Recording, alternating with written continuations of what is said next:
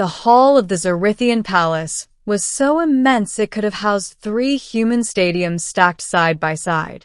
Golden spires spiraled into the vaulted ceiling like frozen bolts of lightning, and luminous crystals hung like constellations across the arching roof. I stood at the entrance, one human among a sea of alien dignitaries.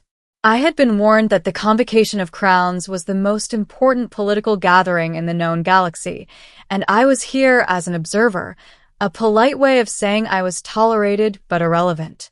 And yet, every eye seemed to turn toward me as I searched desperately for a place to sit.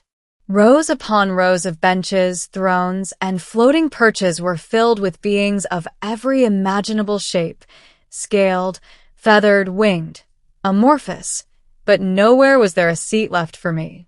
I shifted uncomfortably, tugging at my formal jacket. My human boots echoed awkwardly on the polished obsidian floor. I tried not to notice the whispers slithering through the chamber.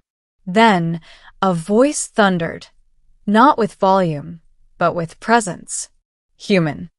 The word rolled across the room, heavy with authority.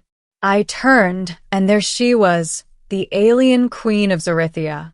She sat on a throne that seemed to have grown out of living stone, her crown like a halo of dark silver and pulsing light.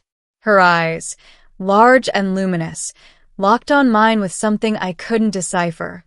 Curiosity, maybe, or command. And then, she did something that froze the entire assembly. She raised one elegant hand, the metalwork of her armor glinting like starlight, and beckoned me forward. When I hesitated, her voice came again, softer this time, almost intimate. "Sit next to me." Murmurs rippled across the palace like a storm front. I felt dozens of alien gazes burn into me, some with outrage, others with shock.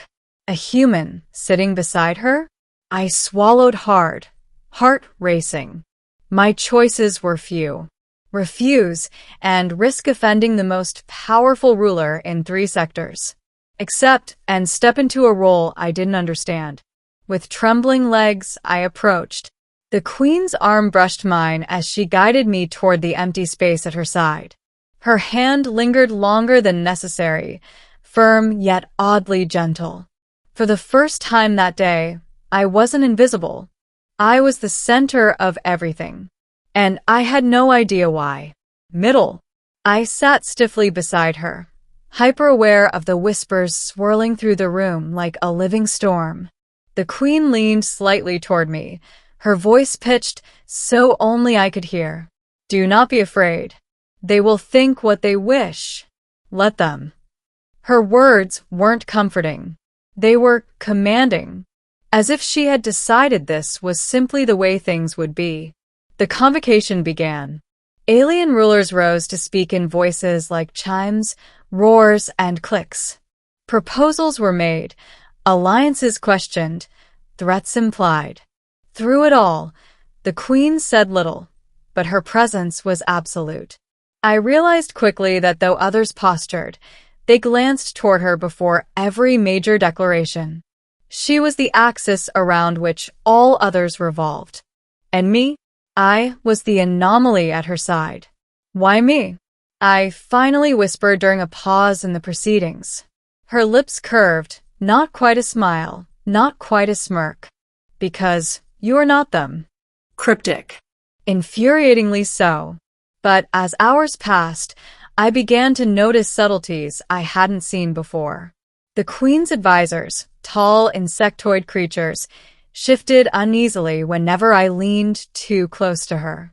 The reptilian delegates hissed in disapproval every time her hand brushed mine when she gestured. And when I glanced up toward the hovering galleries, I saw something even stranger. A child, no more than 10 years old by human standards, watching me with wide, curious eyes. The child wore a small crown. The queen's child. And when I looked at them, they smiled, not at her, not at the assembly, but at me. Something stirred uneasily in my chest. By the second day of the convocation, Rumors spread faster than official decrees. They say the queen has chosen a human consort. They say he is a spy planted by Earth. They say he has bewitched her with some primitive charm. None of it was true. I was just a human scholar, invited as part of an exchange program to observe alien diplomacy. But truth mattered little in a hall where perception was everything. The queen seemed unbothered. She even encouraged the rumors by addressing me directly in front of everyone. "What does your world think of this proposal, human?" she asked once, silencing the room. I stammered, heart pounding, before offering some careful words about compromise and mutual understanding. To my surprise, she nodded, as though my input carried weight equal to the monarchs of ancient civilizations. Later, in private, I confronted her. "Why are you doing this?" I demanded, the courage in my voice surprising even me. "You've made me a symbol, but I don't understand what for." Her gaze softened, and for the first time, I saw something more than command in her eyes. I saw loneliness. "Because you look at me," she said simply. "Not at my crown, not at my throne, just me." I didn't know how to respond. My chest tightened, not with fear this time, but with something warmer, something I hadn't expected to feel here. That night, I couldn't sleep. I replayed her words again and again. "You look at me." Was that all it took, in a galaxy of power and politics, for someone to feel seen? But politics has a way of punishing intimacy. By the third day, open hostility flared. A coalition of rival rulers accused me of manipulating the queen. They demanded my removal. Some even threatened war if she continued, favoring the human. The queen rose from her throne in a storm of authority. "You speak as though he is my weakness," she declared. "But perhaps he is my strength." And then, before the entire convocation, she gripped my arm again, firm and deliberate, her voice echoing like thunder. "He sits with me. He stays with me." Ending. The convocation ended in a fragile truce, but the galaxy would not forget what had happened in that hall. In the days that followed, whispers became legends. The human who sat beside the queen, the ruler who chose empathy over tradition, and the child, her heir, who laughed when I lifted them high into the air, as though I were an uncle rather than an alien stranger. One evening, as the twin moons of Zarithia bathed the palace in silver light, I found myself standing with the queen in her private garden. The air was heavy with the scent of glowing flowers, their petals shifting colors with each breath of wind. "Do you regret it?" I asked her.